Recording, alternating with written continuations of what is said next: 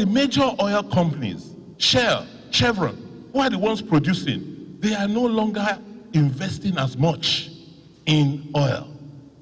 Chevron is now one of the world's largest investors in alternative fuel. Shell is pulling out of Nigeria. So in another year or so, where will we find this money that we go to Abuja to share every month? Last month, we got FAC for March. The federal government printed an additional 50 to 60 billion to top up for us to share. We say remove subsidy. They say no.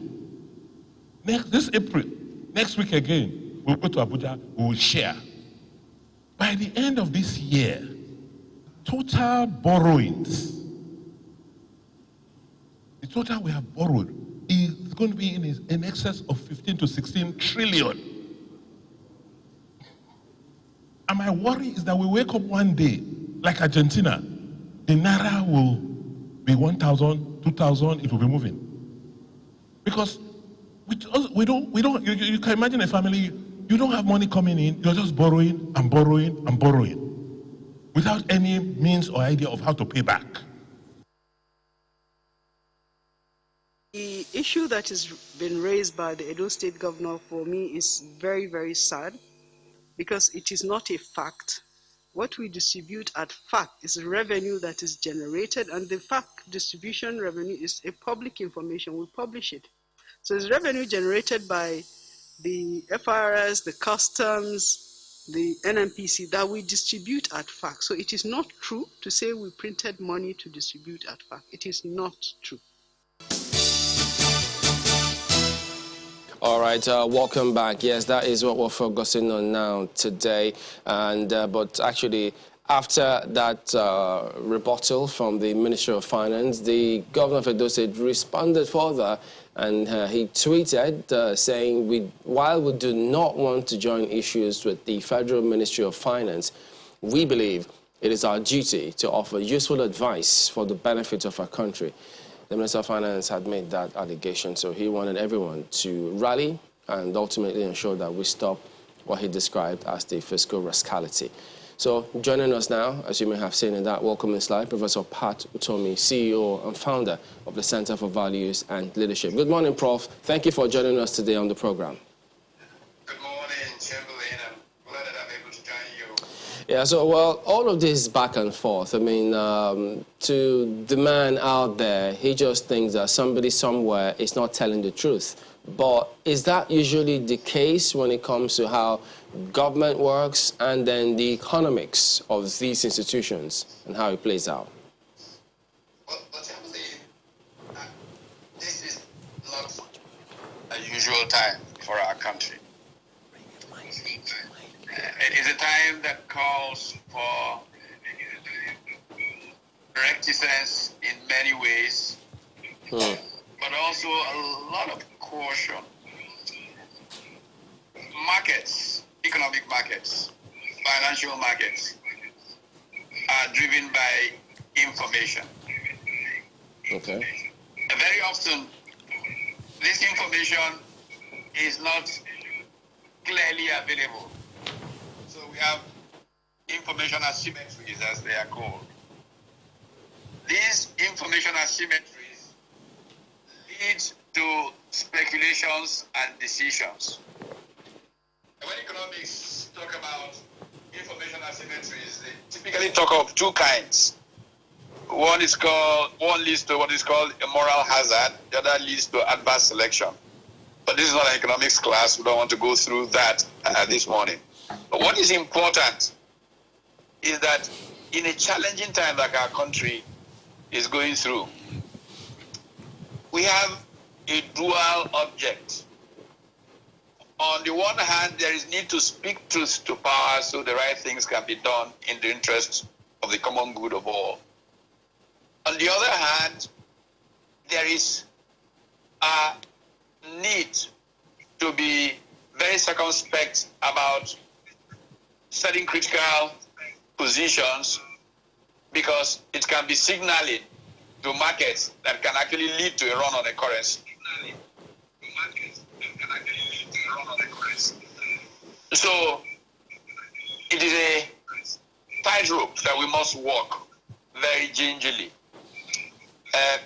Respected experts, politicians, respected observers have to speak within a certain, band, in a certain range, so that unnecessary consequence do not occur from the perceptions that are driven by information that is available in the marketplace.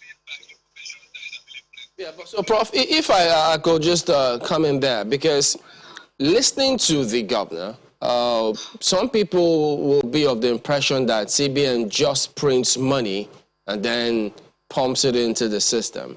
But the CBN governor did say, look, globally, there's a practice that the central banks of countries have got to support the governments wherever they are. And it's not that they just literally just print the money and pump it into the system, which is the impression that many may get from what the governor of Edo State is saying. So I think the warning that the governor of Edo State was giving, this economy, for example, has been driven, sadly, very, very sadly, by oil revenues. The translation of dollar into naira by the central bank is a practice that some economists have had strong opinions about through the years. It is what has moved Nigeria away from a production-based economy to a sharing economy. I'm one of those who have argued stoutly against the tradition of how we have domesticated foreign income coming from oil. In fact, if anything, my standing position, which goes back many, many years, is that we should put our money into 3 different pots of account. Our foreign money that comes from mineral wealth. We should put a small fraction, really seriously small fraction, but helpful fraction that enables us finance budgets up to a point, into the distributable pool fund, the so-called FAC account. We should then put a next tranche, perhaps even more sizable, into a stabilization fund. And a stabilization fund is a fund that is easy to access, so that if revenues drop so badly that budgets are going to go into crisis, you will draw some from that stabilization fund to establish a certain stability with the budget process. And then the third is what is generally called today a sovereign wealth fund. Or, if you will, a future fund, as I have preferred to call it through the years. I'm giving all kinds of formula for how to do this through the years, which we have, of course, not bothered to follow. So, because we have generally just domesticated everything, and let me give you a classic example. It's an irony, Chamberlain, that I'm actually in the middle of writing a book that is titled The Roots and Origins of Inequality, How Bad Politics Subverts Economics. And part of the point that I'm trying to make here is that politics is not always going to be, oh, it is partisan, this is this, this is that, and you forget the bigger picture of where your country should be going and what will help it get there. And an example I like to give goes back to, it comes to this point of right now. Back in the early 2000s, after Nigeria had gone through a very difficult time with very low crude oil prices went up dramatically. Some of us put pressure on President Obasanjo to begin to save. When he tried to do that, the state governments all pushed back. And I remember, and I have given this example several times, the Tribune had an event in Ibadan that I went to. I mean, part of my big quarrel with President Obasanjo was that I was a supporter of the Lagos state government at the time. But I actually supported that position. And when I got to that Tribune event, the Lagos State Commissioner for Finance, my friend Wale Edu, was there. And he came to me and said, how could you be writing to support this thing that they're trying to do in Abuja to take our money? And I said to him, come on, Wale. You should know better than anybody else. It's like a mutual fund. You take the money that belongs to all, you save it in a place that will generate income outside of this economy, then everybody owns their share of that fund as per what their distribution could have been. General Obasanjo can't be taking your money, he has no right to. But the country needs to have a savings scheme on behalf of everybody which stabilizes our ability to trade and investment flows that have confidence to come into the economy. Of course, Wale knew I was saying the right thing, so he quietly left. The point that has come to, and why the governor of Edo State is right to an extent, is that we have so depended on just this flow domesticating of revenues, crude oil revenues, that we have come to a point where oil revenues drop significantly. They've begun rising. It's probably natural for the monetary authority that's just used to domesticating these revenues to say, okay, they're rising, they're about to come back, let's just get some cash to use to pay what the states need. And Governor Basiki, the governor of Edo State, is arguing essentially that we should be careful with that because it happened in Latin America. When it happened in Latin America, back in the 70s and 80s, one of the phenomena that came out of it was the divergence, the huge divergence between nominal exchange rates and the purchasing power parity of those countries. And he mentioned Argentina, classic example of somewhere where that happened, and totally ruined their economy. So he was right to point out to the central bank to please be careful.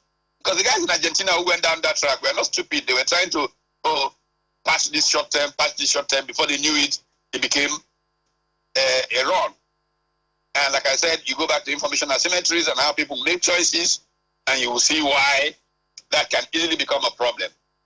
Having said that, I think what we need to do is look at the fundamental problems of why our economy needs to be dealt with, head on, strong on. Look, many of the countries that are strong economies today, like China, like Brazil, were in this position less than 30 years ago, 40 years ago. How did they go from those positions to where they are now? This is really what I think should be the concern of the managers of the economy. This, I think, should be the concern of all well-meaning people, no matter where their partisan obligations or interests and co lie. If you go through a series of speeches made between 1997 and 1978 by Deng Xiaoping, who had then only recently taken over as the leader of China, you will understand why China is where it is today. Deng, in one of those speeches, I believe it was in May 1978, said, look, one lesson we must learn is that our future depends on knowledge. Our party must stop denigrating knowledge and enthrone it as the basis for going forward. What has happened in Nigeria is that the political party system, the Nigerian political system, has made nonsense of knowledge. If you look at people in positions of decision making, many of them don't have the competence. Everything is sharing and all of that. We must realize, like Deng realized in 1978, that the future of Nigeria and the future of China in 1978 depended on giving men of knowledge their due in the system. It's a subject. If we are going to go forward in our country, if I had to run this place, I would hire a guy called Raghuram Rajan and make him central bank governor in Nigeria. Why? look, the immediate past governor of the Bank of England is Canadian. So all this business of national should not matter. We need to recognize England actually was, in the rumors, trying to get Raghuram Rajan to replace the Canadian as governor of the Bank of England. Raghuram Rajan has probably gone back to the University of Chicago, where he was a professor before he became chief economist at the IMF and before he became the governor of the Reserve Bank of India. I think that when we think through what the issues are and how we must move forward as a country, we need a clear strategy. Raghuram Rajan and his colleague Luigi Zingales, about 15 years ago, wrote a book, Saving Capitalism from the Capitalists. All right, and that book goes to the heart of the challenge of what we are dealing with today. There is $17.1 trillion receiving 0% interest in the world today. There's huge capital out there. Well, Prof, you open up another huge talking point yes. on what needs to be done to move us forward. But this is a subject matter we'll definitely get back to you on, so we can have a lot more elaborate conversation on this matter. But we do thank you for your perspective this morning, Prof. You're welcome. All right, then we'll be back in just a moment. Join us again.